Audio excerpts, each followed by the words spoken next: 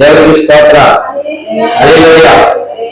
మంచిది పిల్లలైన వరకు దేవుని నామాన్ని మనము ఆరాధించుకోవడానికి ప్రయత్నించారు. మరి ఈ సమయంలో దేవుని యొక్క వాక్యంలోకి వెళ్దాం పిల్లరా. మార్కు సువార్త 12వ అధ్యాయము 44వ వచనాన్ని మనము చదువుకుందాము.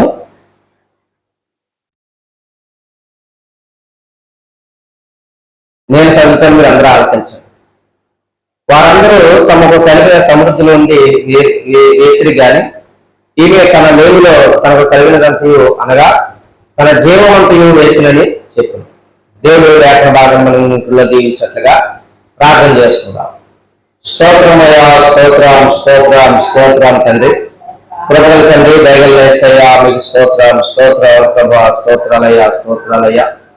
అద్భుతమైన తండ్రి, ఆశ్చర్యకరమైన మా ప్రభువా, శాశ్వతమైన ప్రేమ చేత మమ్మల్ని ప్రేమించేవాడా, నీ ఘనమైన శ్రేష్టమైన నామాన్ని బట్టి మీకు స్తోత్రాలు వందనాలు చెల్లిస్తున్నాం తండ్రి. ఎదుగో ప్రభా, ఏ లేంటి వాళ్ళమయ్యా, ఏ అర్హత లేంటి వాళ్ళమయ్యా, నీ పరిశుద్ధ ప్రేమ చేత మీరు మమ్మల్ని ప్రేమించారు ప్రభా. ఇంతవరకు ప్రభా మీ పాదసంలో నిన్ను ప్రభా పాటల ద్వారా వాద్యాల చేత నేను ఆనందించడం ఇచ్చారు. మరి ఈ సమయంలో ప్రభా మీ యొక్క వాక్య భాగాన్ని కనుక మీరు సిద్ధపడుతుందిగా నేరుగా ప్రభా అయ్యా మీరు నేరుగా మాతో మాట్లాడటానికి మా యొక్క ప్రభావ బలహీనతలు మా తప్పుదములు క్షమి మీ రక్తం మీ కుమారుడైన మా ప్రభువైన యేసుక్రీస్తు యొక్క రక్తం చేత శుద్ధీకరించి మీ ముఖాంతంలో నాతో మాతో మీరు మాట్లాడి దీవించి వాడుకోమని యేసునామమున ప్రార్థిస్తున్నాం తండ్రి. ఆమేన్. మంచిది పిల్లరా. మరి దేవుని యొక్క వాక్యంలో ఈ వాక్యము చాలా సుపరిచితమైంది. చాలా ఈ యొక్క వాక్యంలో మనకు చాలా విషయాలు తెలుసు. అంటే ఎన్నో సంవత్సరాల నుంచి ఈ వాక్యాన్ని మందిరానికి వచ్చిన ప్రతి ఒక్కరు కూడా బాల్యదల నుండి కూడా వింటాం. సండే స్కూల్లో కూడా ఇక వాక్యం గురించి వింటాం. ఏంటంటే ఇక్కడ ఒక భేద వివరాల గురించి రాయబడి దేవుడికి స్తోత్రం. హల్లెలూయా. బైబిల్లో చాలా మంది ఉన్నారు అంటే కొంతమంది వివరాలు ఉన్నారు. వివరాల గురించి చాలా అద్భుతంగా దేవుడు రాయడం జరిగింది. దేవుడికి స్తోత్రం. హల్లెలూయా. అయితే ఇక్కడ భేద వివరాలు, ఏ వివరాలు ఇవి భేద వివరాలు దేవుడు ఏం చేస్తున్నారంటే మెచ్చుకున్నారు. దేవుడికి స్తోత్రం. ఇక్కడ ఆమె అక్కడ చాలా మంది వచ్చి ఉన్నారు. కాన్ఫ్లిక్ట్ లో చాలా మంది కానుకలు వేశారు అండి. అయితే అందరూ కానుకలు వేశారు. అయితే ఈ భేద వివరాలు కూడా కానుక వేసిందట. అయితే ఆమె వేసిన కానుక పట్టుకుని దేవుడు మీరు వేసిన కానుక చాలా శ్రేష్టమైనది. దేవుడికి స్తోత్రం. ఆ మాటకి చాలా మందికి కోపం వచ్చి ఉంటది. ఇదేంటి మేము అందరికంటే భేద వివరాల కంటే మేము యోగ్యులమే కదా, భేదాలు ఇచ్చిన దానికంటే మేము ఎక్కువ ఇచ్చాం కదా అని చాలా మంది అనుకుండొచ్చు. కానీ వీళ్ళ అందరూ అనుకుంటున్నారు. కానీ దేవుడు మాత్రము ఆయన ఇచ్చిన కానుక చాలా శ్రేష్టమైంది అంటూ ఒక విషయం చెప్పాడు. ఎందుకంటే వారందరూ తమ కలిగిన దానిలో సముద్రం వేశారంట. ఈమెయితే తమ లేనిలో తనకు కలిగినంతయో అనగా తన జీవనమంతా వేసినని చెప్పారు. దేవుడికి స్తోత్రం. హల్లెలూయా. హల్లెలూయా. కలిగి చేయడం కాదు ఏంటి, కలిగినప్పుడు చేస్తాను అంతం కాదు ఏంటి, లేనిలో మరి ఆమె ఏం చేసినట, ఆమె ఉన్న దాంట్లో లేనిలో తనకున్నదంతా ఆయనకి ఇచ్చినారు. దేవుడికి స్తోత్రం. హల్లెలూయా. అందుకు దేవుడు ఆమెను మెచ్చుకోగలిగారు. అది పిల్లల వాక్యంలో మనం చేసే పనిని ఎవరు మెచ్చుకోవాలి? దేవుడు మెచ్చుకోవాలి. దేవుడికి అంగీకారంగా ఉండాలి. యేసుప్రభువు వారు అన్నారు, ఎందుకో మీరు అర్పణ అర్పించేటప్పుడు మీరు ఏం చేయాలి తెలుసా? ముందు మీరు సమాధానం పడి వచ్చి నాకు అర్పణ అర్పించాలి. సమాధానం లేకుండా మరి సమాధానం అనేది లేకపోతే దేవుడు అన్నాడు, మీరు ఇచ్చేది ఏది కూడా నాకు అవసరం లేదు. అందుకే సమాధానం ఉన్న వారు ధన్యులు. దేవుడికి స్తోత్రం. సమాధానం అనేది దేవుడు కోరుకుంటాడు అండి. కాబట్టి దేవుడి యొక్క పారిశుద్ధ్యంలో వచ్చిన భేద వివరాలు ఇచ్చిన కానుక శ్రేష్టం అంటే అండి, మన జీవితంలో దేవుడు మెచ్చుకునే విధంగా మన జీవితాలు కూడా కట్టబడాలి. ఆయన అంగీకరించే విధంగా మనకు ఉండాలి. ఎందుకంటే దేవుడు 10 రూపాయలు లక్ష్య పెట్టడం అంతరంగాన్ని వెళ్ళిన వాడైన దేవుడి స్తోత్ర. హల్లెలూయా అండి. ఎందుకంటే వాటికి మరి చాలా మరి సంగతుల్లో ఈ రోజున విషయం ఏంటంటే దేవుడు మెచ్చుకోవాలి. ఎవరు మెచ్చుకోవాలి? దేవుడికి స్తోత్ర. మనం ఏమి ఇచ్చామా, ఎంత ఇచ్చామా అండి అనేది కాదు. మనము దేవుడు మనం చేసే ప్రార్థన గంట చేసామా 2 గంటలు చేసామా అని కాదు, మనం చేసిన ప్రార్థనలో ఎంత యథార్థత ఉంది. ఎందుకంటే యథార్థవంతుల ప్రార్థన దేవుడికి ఆనందకరమని రాయబడి దేవుడి స్తోత్రం. హల్లెలూయా. మన ప్రార్థన ఆయన దృష్టికి ఎలా ఉంది? పరిశీలి చాలా ఎక్కువగా ప్రార్థన చేస్తాడు, కానీ పరిశీలి ప్రార్థన అండి, పరిశీలి భక్తి అందరికీ కూడా పైకి భక్తిగా కనబడుతుంది, కానీ సొంకరి ప్రార్థన దేవుడు ఆలకించారు. దేవుడి స్తోత్రం. సొంకరి అందరికంటే బలహీనుడే అండి, సొంకరి అయోగ్యుడిగానే లోకంగా కనబడచ్చు, కానీ తన యొక్క తప్పిదాలు అన్ని కూడా దేవుని దగ్గర ఒప్పుకోగలిగాడు. దేవుడి స్తోత్రం. ప్రభువుని ఎదుగునే ప్రార్థన చేయాలి, ప్రభు అంగీకరించే ప్రార్థన చేయాలి, ప్రభు అంగీకరించే భక్తి చేయాలి, ప్రభు అంగీకరించే విధంగా మనం పిల్లల మన యొక్క ప్రవర్తన. అందుకనే దేవుని ఆలయానికి వచ్చినప్పుడు నీ ప్రవర్తన సరిచూసుకో. దేవుడి స్తోత్రం. హల్లెలూయా. దేవుడు మెచ్చుకునే విధంగా ఇక్కడ భేద వివరాలు తనకున్నదంతా కూడా కలిమిలో లేమిలో కలిగినదంతా అనగా తన జీవనం అంతా వేసేసినట. అంటే రేపు ఉన్నదంతా ఇచ్చేట్లో పెంచుతానా, రేపు వదిలి పరిస్థితి ఏంటి అని చాలా మంది అని ఉండొచ్చు అండి. ఎందుకంటే నీకు ఇదిగో అంటే జీవనం అంతా కూడా ఇచ్చేస్తున్నావు అంటే రేపటి గురించి ఆలోచించకుండా, భవిష్యత్తు గురించి ఆలోచించకుండా ఇలా చేస్తున్నావు కదా అని చాలా మంది ఉండొచ్చు. భవిష్యత్తు ఎరగలేని వారుగా ఉన్నావా అని అనుకోవచ్చు చాలా మంది. కానీ రేపు ఏమి జరుగుతుందో ఎవరికి కూడా తెలియదు. ఎందుకంటే ఆకాశ పక్షులు చూడండి, అవి విత్తమో పోయివు, కానీ గట్టి లేదు, గొలుసు లేదు, దేవుడు వాటిని పోషిస్తున్నాడు. అలాగే పిల్లగా మన దేవుడు పోషించగలిగే. దేవుడి స్తోత్రం. హల్లెలూయా. అరణ్య యాత్రలో ఇశ్రాయేలు ప్రజలు మోషే మీద సరిపోతున్నారు, తడబడ్డారు అండి. అయితే ఇది ఆహారం లేక మమ్మల్ని అరణ్యంలో సంపేయడానికి తీసుకొచ్చారు అంటే దేవుడు పిల్లగా మోసే ప్రార్థించినప్పుడు పొదేళ్లను కురిపించాడు, మన్నాను కురిపించాడు. దేవుడి స్తోత్రం. ఇశ్రాయేలు అరణ్యాలలో దాహంలో ఉంది, మరి ఇప్పుడు చేతుల్లోనే కదా, చేతులను ఎలా తాగగలరు నువ్వు? నీళ్ళు తాగి బ్రతకలను మాట్లాడరు. ప్రియగా వాళ్ళు దేవుడు మానడం మొదలుగా ఆ జనాలను ఏం చేశాడు? మొదలుగా మార్చుకోగలిగాడు. దేవుడి స్తోత్రం. దాహంలో ఉన్నప్పుడు బలం వేసించి నీళ్లు పోగలిగాడు. హల్లెలూయా. అందులో దేవుని శక్తిని ఎరిగి మనం భజన చేయాలి. దేవుని శక్తిని ఎరిగి, దేవుని బలాన్ని ఎరిగి మనం ఏం చేయాలి? దేవుని ఆరాధించాలి. దేవుని స్తోత్రం. హల్లెలూయా. దానికి ఎట్లగాడు అంటాడు, మేము దేవుని వలన సూర కార్యాలు జరిగించగలిగాం. అందులో దేవుని యొక్క బలాన్ని ఎరిగి దేవుని ఆరాధించే వరకు, దేవుని శక్తిని ఎరిగి దేవుని కనపరిచే వరకు ఉంటారు. హల్లెలూయా. ఆయన సమర్థుడు, సర్వశక్తుల దేవుడు, ఆయనకు అసాధ్యం కలిగి ఏది లేదు అని మనపూర్వకంగా దేవుని కొనియాడేవారుగా, దేవుని కీర్తించేవారుగా. ఎందుకంటే యెహోవాను సూచించడం మంచిది అని లేఖలో రాయబడింది. కలిగిన పిల్లరా ఇక్కడ భేదగరాలు దేవుని శక్తిని ఎరిగిన ఆమె. దేవునికి స్తోత్రం. దేవుని యొక్క కార్యాన్ని అంటే దేవుని కార్యాన్ని గణపరచగలిగింది ఆమె. దేవునికి స్తోత్రం. హల్లెలూయా. హల్లెలూయా. కాబట్టి పిల్లరా ప్రభు పాదాల సంత చేయడం మనము మన స్థితిని ఎరిగిన వాడాలి. హల్లెలూయా.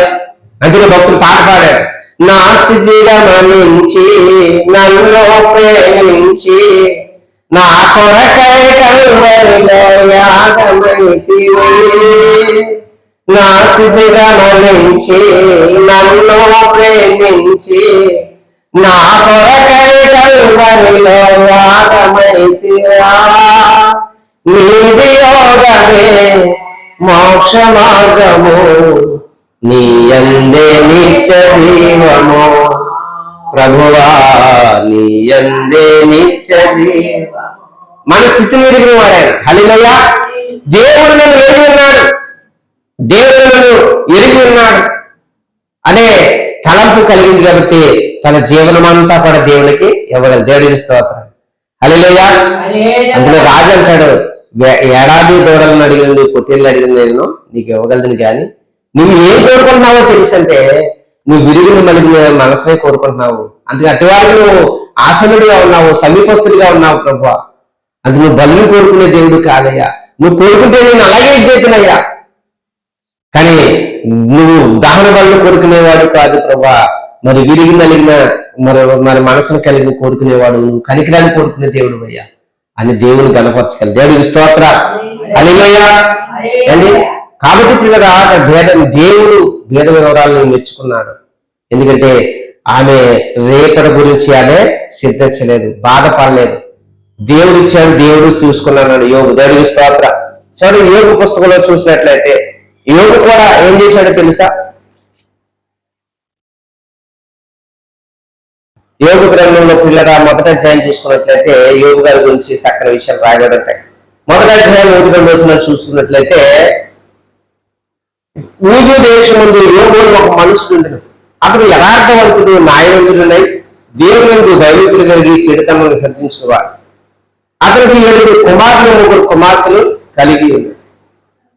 అంటే అతనికి 7,000 పురులు, 3,000 ఒంటెలను, 500 జతల ఎద్దులు, 500 6 గాడిదలు కలిగి బహుమంది పనివాళ్ళను ఆస్తికి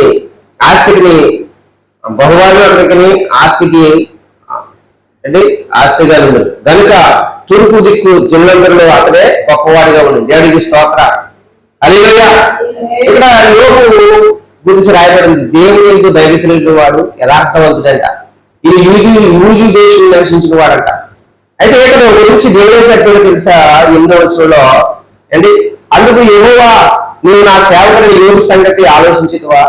అతడు యథార్థవంతుడును, న్యాయవంతుడునే, దేవుని దైవికులు కలిగి చెడుతనం విసర్జించిన వాడు. దేవుడికి స్తోత్ర.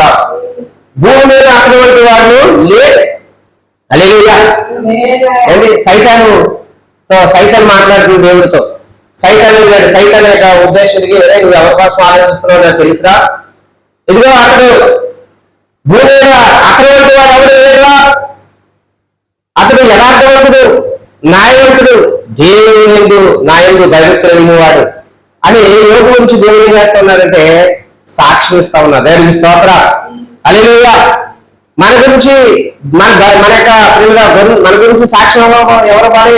మన గురించి మనం చెప్పుకోవడం కాదు, దేవుడు సాక్ష్యం ఇవ్వాలి మనకి. హల్లెలూయా. బలానమ్మకమైన దాసుగా అని దేవుడు పిలవాలి. హల్లెలూయా. ఎందుకంటే ప్రభువు మెచ్చుకునేవాడే ధన్యుడు రాయబడింది. దేవుడికి స్తోత్రం. దేవుడు మెచ్చుకోవాలి మన భక్తిలో. అంటే ఇక్కడ యోగు గారు చాలా ఆస్తిపరుడే, కానీ తనని ఎవరు మెచ్చుకుంటా ఉన్నారంటే దేవుడు మెచ్చుకుంటా ఉన్నాడు. దేవుడు ఎవరినైతే మెచ్చుకుంటారో వారి గురించి సైతాన్ ఎక్కువగా ఆలోచిస్తాడు. అంటే వాళ్ళని చాలా ఇబ్బందులు పాలు చేస్తుంటారు, చాలా సమస్యల పాలు చేస్తూ ఉంటారు. అంటే అది దేవుడు మెచ్చుకునే వ్యక్తికి జీవితంలో వారి పిల్లలు యోగు గారి జీవితంలో ఎన్నో సమస్యలు స్వాగతం ఎదురే, కానీ యోగుకి మరలా దేవుడు ఏం చేశాడట? మరిలా 2 ఆశీర్వాదం ఇవ్వగలిగాడు. దేవుడికి స్తోత్ర. హల్లెలూయా. హల్లెలూయా. మరి పిల్లలు యోగు భక్తుల జీవితంలో ఎలాంటి శ్రమలు వచ్చినాయంటే అలాంటి మహాశ్రమలో పిల్లలు మన భూమి మీద ఇప్పుడు కనీసం దాంట్లో ఒకటి మనం తట్టుకోలేని పరిస్థితి. ఏంటి, పిల్లలు చచ్చిపోయారు, తర్వాత ఆస్తి పోయింది, అంతస్తులు మొత్తం అంతా కూడా ఏంటి దోసుకుని పోయారు. యోగు ఏమీ చేయలేని స్థితిలో ధనవంతుడే అంటే, కానీ ఏమీ చేయలేని పరిస్థితిలో ఉన్నాడు. కానీ తను దేవుడు ఇచ్చాడు, దేవుడు చూసుకున్నాలే అనుకున్నాడు. కానీ యోగు అంటే యోగు గురించి అక్రమంటే భూమి మీద ఎవడనో లేడు. హల్లెలూయా. హల్లెలూయా. హల్లెలూయా. కాబట్టి ప్రభు యొక్క మరి దయలో దేవుడు యోగుని ఎవరు మెచ్చుకోగలిగారు? దేవుడు మెచ్చుకున్నాడు. కాబట్టి యోగుకి ఎలాంటి సమస్యలు ఉన్నా, ఎలాంటి సమస్యలు ఎదురైనా సరే, ఎలాంటి పరిస్థితులు ఉన్నా సరే అండి, కానీ యోగులు మాత్రము దేవుడు విడిచిపెట్టలేదు. హల్లెలూయా. హల్లెలూయా. నా తల్లి నీవే, నా తండ్రి నీవే, నా తల్లి తండ్రి యేసయ్యా,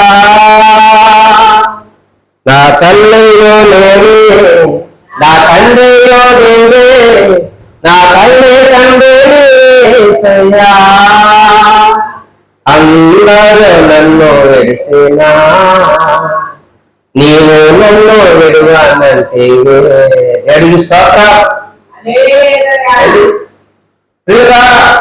ఎవరు విడిచినా దేవుడు నన్ను విడిచిపెట్టడు. అందుకే దేవుడు అంటాడు, ఈ దేవుడు యోగు అంటాడు, దేవుడి చేత మీరే అనిపించాల, కిరీలు అనిపించక ఉపకారాలు తీసుకునే దేవుడుగా అంటే. కానీ దేవుడి కొరకు ఒక మాట పడటానికి ఈరోజు చాలా మంది దేవుడి కొరకు ఒక మాట ఎవరన్నా అన్నారనుకోండి, ఎవరైనా ఒక నింద వేసేదనుకో, వెంటనే దేవులేదు బాబా, అందరూ నన్ను తిట్టుకుంటున్నారు, మా ఆయన తిట్టుకున్నారో, లేదా మా ఆ తిట్టుకున్నారు, ఎంత తిట్టుకున్నారో, ఆ ఇల్లు వచ్చింది, మా ఊళ్ళు అలాంటిది ఎలా అన్నారు, దేవుడు ఒక మాట ఒక నింద పడకపోతే అంటే మీ జీవితంలో దేవుడు ఎలా మెచ్చుకుంటారు మీరు?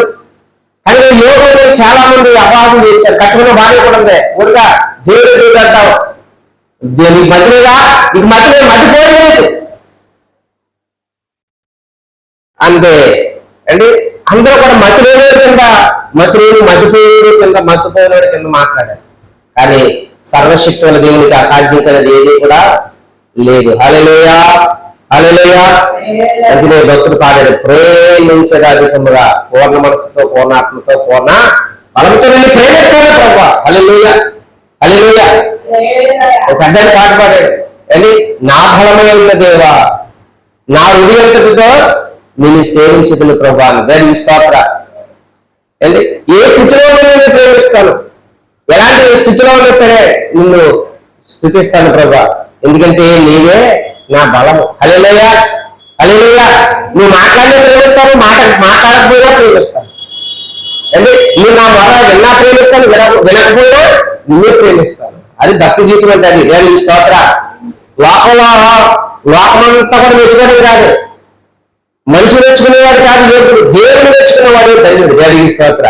హల్లెలూయా హల్లెలూయా. కాబట్టి పిల్లగా ప్రభు పాదాల సంతలో ఈ రోజున మరి యోగులు ఎవరు మెచ్చుకున్నారంటే దేవుడు మెచ్చుకున్నారు. దేవునికి స్తోత్ర.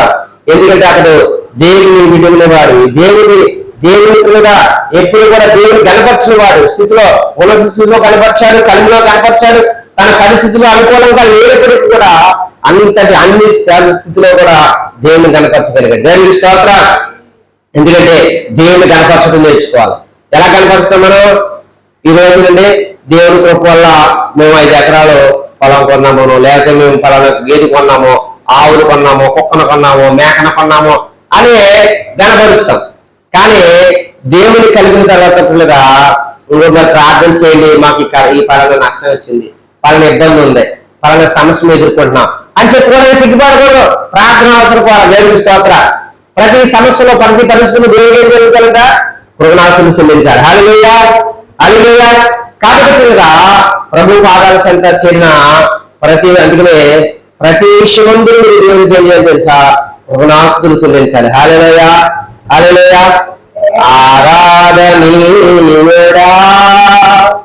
నా చాలిన దేవుడా. ఎవరంటే ఆయన ఆరాధనీయుడు, ఆయన ఆరాధన ప్రియకుడు. ఆయన దేవతలు నిత్యం కూడా స్తుతిస్తూ ఉంటాయి. అలాంటి మహాదేవునిగా ఎప్పుడు స్తుతిస్తూ ఉంటే ఎప్పుడు మోహం మరి ఆయన గణపరుస్తూ ఉంటే ఆయన ఆరాధన ప్రియకుడు. హల్లెలూయా. ఎందుకంటే సర్వకాల సర్వవస్థలో ఆయన పూజారుడు. దేవునికి స్తోత్ర. హల్లెలూయా. కాబట్టి భేదగరాలను మెచ్చుకున్నాడు దేవుడు. ఎందుకంటే ఆమె దేవునికి మెచ్చే విధంగా జీవితాన్ని కట్టుకుంది. దేవుడికి స్తోత్ర. దేవుడికి స్తోత్ర. హల్లెలూయా. అలాగే యోగుని దేవుడు మెచ్చుకోగలగంటే తన యథార్థతను బట్టి తన భక్తి జీవితంలో దేవుని ప్రేమించే మనసు మనకు ఉండాలి. దేవుడికి స్తోత్ర. హల్లెలూయా హల్లెలూయా. అలాగే మత్తయి వార్తలో కూడా మరి ఇండియా చూడండి, ఒక ఆయన ఉన్నారు, ఆయన ఒక అధికారి అంటే ఒక నాయకుడు, ఆయన ఒక శతాధిపతి. అయితే ఆయన చూడండి మత్తయి వార్త 7వ అధ్యాయము 5 నుండి చూసినట్లయితే చూడండి, ఆయన కట్టేగృహంలో ప్రవేశించినప్పుడు ఒక శతాధిపతి ఆయన ఎదుగు వచ్చి, ప్రభువా నా దాసుడు పక్షవాయువుతో మిగిలి బాధపడుచు ఇంట్లో పడి ఉన్నాడని చెప్పి ఆయన వేడుకున్నాడు. యేసు నేను వచ్చి వాడిని స్వస్థపరిచితులని అతనితో చెప్పగా ఆ శతాధిపతి, ప్రభువా నీవు నా ఇంటిలోకి వచ్చుటకు నేను పాత్రుడిని కాను, నువ్వు మాట మాత్రం సెలవు, అప్పుడు నా దాసుడు స్వస్థపరచబడును. దేవునికి స్తోత్ర. హల్లెలూయా. ఇక్కడ ఒక ఆయన ప్రభు దగ్గరికి వచ్చారు శతాధిపతి. అతని దగ్గర ఒక అతను ఉన్నాడు. తన దాసుడు ఏం పడిన పక్షవాతంతో పడున్నాడు, మిగిలి బాధపడుతూ ఉన్నాడు. ఆ దాసుడు అంటే శతాధిపతికి ఎంత ఇష్టం అంటే, ఎంతగా ఇష్టం ఉంటే కానీ ఒక దాసుడు ఒక పొమ్మంటే పోతాడు, ఒక రామంటే వస్తాడు. అలానే ఎంతమందికి వస్తారు పోతారు. కానీ ఈ శతాధిపతికి ఈ దాసుడు అంటే చాలా ఇష్టం. ఈ శతాధిపతి ఈ దాసుడు తన దగ్గర పనిచేసే వ్యక్తి మరి బాధపడటం తను చూడలేక ఎవరి దగ్గరికి వచ్చాడు ఎంతో మరి యేసు దగ్గరికి వచ్చాడు. వస్తే అప్పుడు ప్రభు దగ్గరికి వచ్చి అంటాడు, అయ్యా మరి నా దాసుడు పలానా వాడు మరి మిగిలిన వ్యాధితో బాధపడుతున్నాడు, పక్షవాతంతో బాధపడుతున్నాడు, అయ్యా మీరు ఇచ్చి స్వస్థపరచాలయ్యా అంటే, అయితే నేను వస్తాను స్వస్థపరుస్తానండి ప్రభుత్వం అంటాడు. నేను ఏ పాత్రను అయ్యా నువ్వు నా ఇంటికి రావడానికి నేను పాత్రను కాదు ప్రభా, నువ్వు నా దగ్గరికి రావడానికి నేను ఏది కాదు, మీరు మాట మాత్రం సెలవండి ప్రభా అని అడిగాడు. దేవుడికి స్తోత్రం. అప్పుడు వెంటనే దేవుడు తనను మెచ్చుకోగలిగాడు. హల్లెలూయా ఏంటి అన్నాడు, ఇదిగో ఇశ్రాయేలు ఇలాంటి వ్యక్తిని నేను చూడలేదు, కనుకుంటానా అసలు అందుకో నువ్వు మాట మాత్రం సెలవుకొని వెళ్ళిపో, నీ దాసుకు స్వస్థపరచుకో. దేవుడికి స్తోత్రం. అంటే దేవుని మాట మీద విశ్వాసం ఉంది, ఆయన మాట, ఎందుకంటే దేవుడి మాట మీద ఉంది, ఆయన మాట నమ్మాడు. నువ్వు రావాల్సినది ప్రభు నువ్వు మాట పెట్టు, ఎందుకంటే ఆయన మాటలో అద్భుతం ఉంది. దేవుడికి స్తోత్రం. హల్లెలూయా. అంటే నేను భక్తుడు పాడతాను, నీ మాట చాలయ్యా, నీ సూరు చాలయ్యా, నీ తోడు చాలయ్యా, నీ మీద చాలయ్యా, నీ ఉంటే నాకు చాలు యేసయ్యా, నీకంటే నేను ఉంటానేసయ్యా. హల్లెలూయా. దేవుని మాట మీద అంటే గురి పెట్టాలి, దేవుని మాట మీద శ్రద్ధ నిలపాలి. అందుకే ప్రభు అంటాడు, ఇదిగో నీ దేవుని యెహోవా మాట మీరు శ్రద్ధగా వినాలి, విన్నట్లయితే నువ్వు పట్టణంలో దీవించబడతావు, పరంలో దీవించబడతావు. హల్లెలూయా. హల్లెలూయా. దేవుని మాట వినాలి, దేవుని మాట శ్రద్ధగా వినాలి. ఎందుకంటే ఆయన అవునని చెప్పి కాదు దేవుడు కాదైనా, ఆయన అబద్ధమైన దేవుడు కాదైనా. పర్వతములు తొలగవచ్చు కత్తరిల్లి వీడిపోదు నా కృప నీకు అన్నాడు. దేవుడి స్తోత్ర. పర్వతాలు మెట్లు కత్తరవచ్చు కానీ నా కృప నీవు విడిచిపోదు. హల్లెలూయా. నా కృప నీకు చాలు. ఓ ఇశ్రాయేలు యాకోబు, నేను నిన్ను ఏర్పరచుకుని ఉన్నాను. దేవుడికి స్తోత్ర. హల్లెలూయా. కాబట్టి పిల్లరా ప్రభు మాటలు నమ్మాలి, ప్రభు మాటలు ఎందు మీద మరి దృష్టి పెట్టి మరి మరి ప్రభు మాటల మీద దృష్టి పెట్టి శ్రద్ధగా ఆయన మాట విన్నట్లయితే నువ్వు చేసే ప్రతి ప్రయత్నంలో కూడా దేవుడికి సఫలం చేయగలదు. హల్లెలూయా. ఆయన మాట మీద నమ్మకం ఉంచాలి.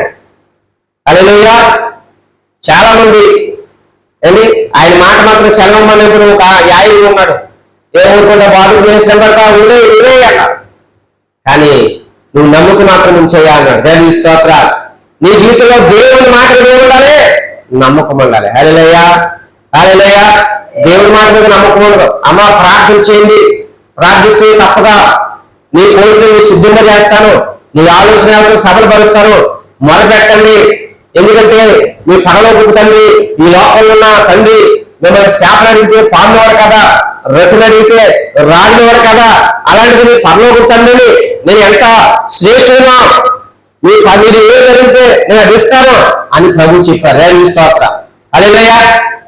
అంటే దేవుడు అడిగింది ఇస్తాడంటే మనం ఏం చేయాలి? ప్రార్థన అడగాలి. ప్రభా ఇదిగో ఈ విషయం మీద ఆలోచిస్తున్నాను ప్రభా, నా కోరిక నెరవేర్చండి అయ్యా, నేను సిగ్గుపరచదు ప్రభా, నాకు సహాయం చేయ ప్రభా అని దేవుడు అడిగితే, నీ బిడ్డ జీవితంలో నువ్వు అడిగితే దేవుడు తప్పక కార్యం చేస్తాడు. హల్లెలూయా. నీ భర్త జీవితంలో నువ్వు అడిగితే దేవుడు కార్యం చేస్తాడు.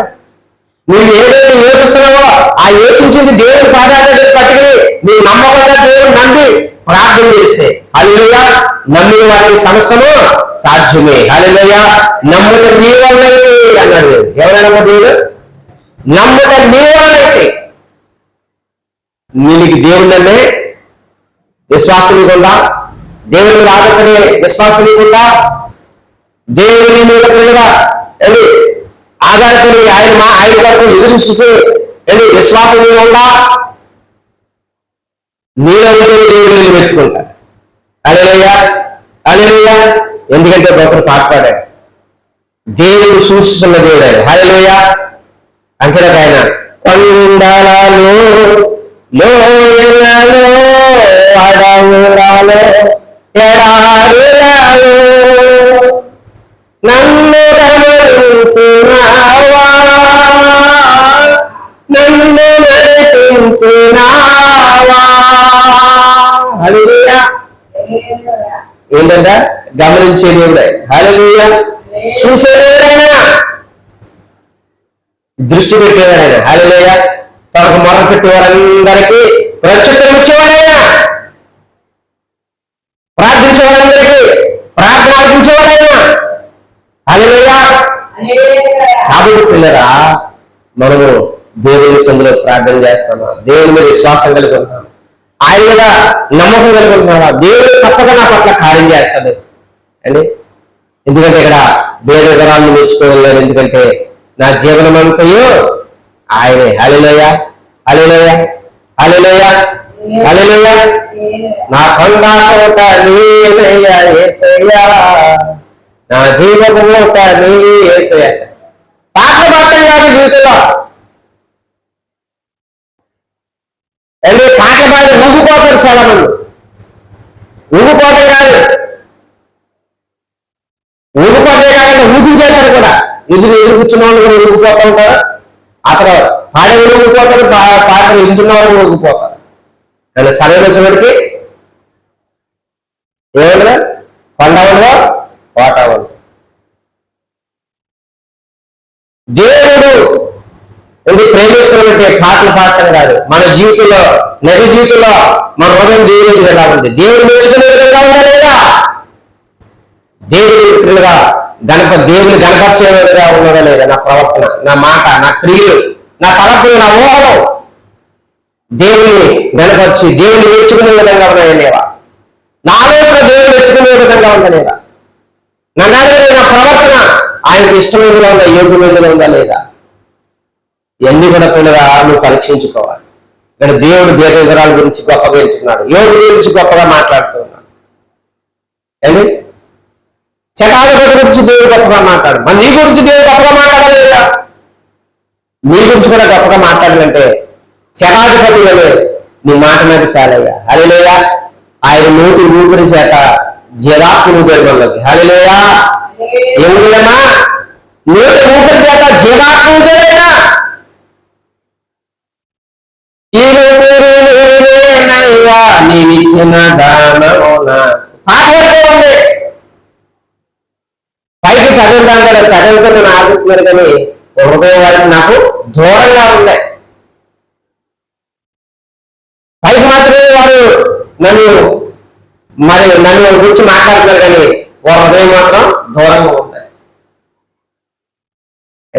ఇలాంటి పిల్లల హృదయం దేవుడికి దూరంగా హృదయాన్ని పెట్టి, మనసును దూరంగా పెట్టి పైకి భక్తిగా నటించడానికి దేవుడికి మాత్రం కూడా ఇష్టపడడు. కాబట్టి ఈ రోజున పరిశుద్ధాత్మ దేవుడు నీకు నాకు చెబుతుందని తెలుసా? దేవుడు ప్రభువు మెచ్చుకున్నవాడు దేవుడు ధన్యుడు. హల్లెలూయా. అందులో భేదవిధరాలు దేవుడు ఎలా మెచ్చుకున్నాడో అలాగే దేవుడు దేవుడు మెచ్చుకోవాలి. దేవుడు నిన్ను చూసి ఆనందపడాలి. అంటే కృప దేవుడు మనకి అనుగ్రహించబడాలి. హల్లెలూయా. అందులో ఈ రోజున పిల్లగా ఇంకా ఉన్నారు, కొంతమంది ఉన్నారు ప్రభువు మెచ్చుకునేవాళ్ళు. హల్లెలూయా. కాబట్టి ద్వారం చెప్తున్నాను, దేవుడికి స్తోత్రం కలిగిన. కాబట్టి దేవుని యొక్క ప్రేమ ఎంత ఉన్నతమైందో తెలుసా? దేవుని యొక్క కృప ఎంత ఉన్నతమైందో తెలుసా? దేవుని యొక్క గొప్పతనం గురించి నువ్వు తెలుసుకుని దేవుని ఆదరించాలి. హల్లెలూయా, హల్లెలూయా. కాబట్టి ప్రభు పాదాల సంత వచ్చిన మనము, ప్రభు పాదాల సంతకు వచ్చిన మన జీవితంలో దేవుని కనపరిచేవారుగా, దేవుని కీర్తించేవారుగా, దేవుని మహిమపరిచేవారుగా దేవుడు అంటున్నాడు. మరి దేవుని మెచ్చుకున్నాడు, మరి నిన్ను నేర్చుకుంటున్నాడా? శతాన్ని నేర్చుకున్నాడు, నన్ను నిన్ను నేర్చుకుంటున్నాడా? ఏదో నేర్చుకున్నాడు, నువ్వు నేర్చుకుని భక్తి చేస్తున్నావా? అందులో సపోర్ట్ చేసుకున్నాం, ప్రార్థన చేసుకున్నాం. ప్రేరణ ఇందులో భేదకరాలను మెచ్చుకోగలిగిన దేవుడు. అయ్యా నువ్వు నేర్చుకునే విధంగా ఉండాలి ప్రభు, నిజమే అయినా. అయ్యా భేదకరాలు మెచ్చుకున్న దేవా, నేను కూడా నువ్వు మెచ్చుకునే విధంగా నా తలంపులు ఉండాలి, నా జీవిత విధానం ఉండాలి. అయ్యా అయ్యా ప్రభా కలిగంతా జీవనమంతా నీకు ఇచ్చేసింది అప్పా, దేనికి స్తోత్రాలు. అయ్యా అయ్యా తండ్రి నీకు స్తోత్రాలు. రేపటి స్థితి గురించి తాను ఆలోచించలేదయ్యా. ఎందుకంటే రేపటి గురించి భవిష్యత్తు ఎదిగేవాడు, రెండుకల ఆశల గురించి ఆ వేదగరాలు ఎలాగైతే వాళ్ళు నమ్మిందో అలాంటి నమ్మకాన్ని కూడా కలిగి ఉంది. నాలో నా విశ్వాసాన్ని, నాలో నా బుద్ధిని దయతో క్షమించి ప్రభా మనందరం కలిసి ప్రార్థన చేసుకున్నాం. హల్లెలూయా, హల్లెలూయా, హల్లెలూయా. కానీ ఎక్కడ కూడా గర్వించదగ్గర ఏమి లేదు. తీసుకురావడం దిగంబరులు వెళ్ళిపోతారు. ఏది నాది కాదు. దేవాలయం స్తోత్రాలు కష్టకాలను దేవుడు స్తుతించగలిగాడు, దేవుడు ఆలోచించగలిగాడు, దేవుడు ప్రేమించగలిగాడు. అటు విశ్వాసాన్ని కలిగినందుకు యోగుకు మరలా దేవుడు ఆత్మ ఇచ్చాడు. మరలా దేవుడు రెండో అందుకు అతడు దేవుడు తమను మెచ్చుకున్న యోగును మెచ్చుకున్నట్లుగా, శతాధిపతులు దేవుడు మెచ్చుకున్నట్లుగా ఈరోజు నీవు నేను కూడా కృపాటి దళితులు కలిగి ఉండాలని, ప్రభు వాటిని విశ్వాసంలో మనం కూడా ఉండాలని, దేవుడు ఆ రీతిగా ఉండాలని దేవుడు ఆశీర్వదిస్తుంది. ప్రభు దగ్గర క్షమాపణ అడిగి, ప్రభువా యేసు నన్ను కూడా మెచ్చుకోవాలి, నన్ను కూడా మెచ్చుకునే విధంగా నా తలంపులు నా ఆలోచనలు మార్చేయ, నా మనసు నూతన మార్చేయ. హల్లెలూయా హల్లెలూయా హల్లెలూయా హల్లెలూయా హల్లెలూయా హల్లెలూయా హల్లెలూయా హల్లెలూయా హల్లెలూయా హల్లెలూయా హల్లెలూయా హల్లెలూయా హల్లెలూయా హల్లెలూయా హల్లెలూయా.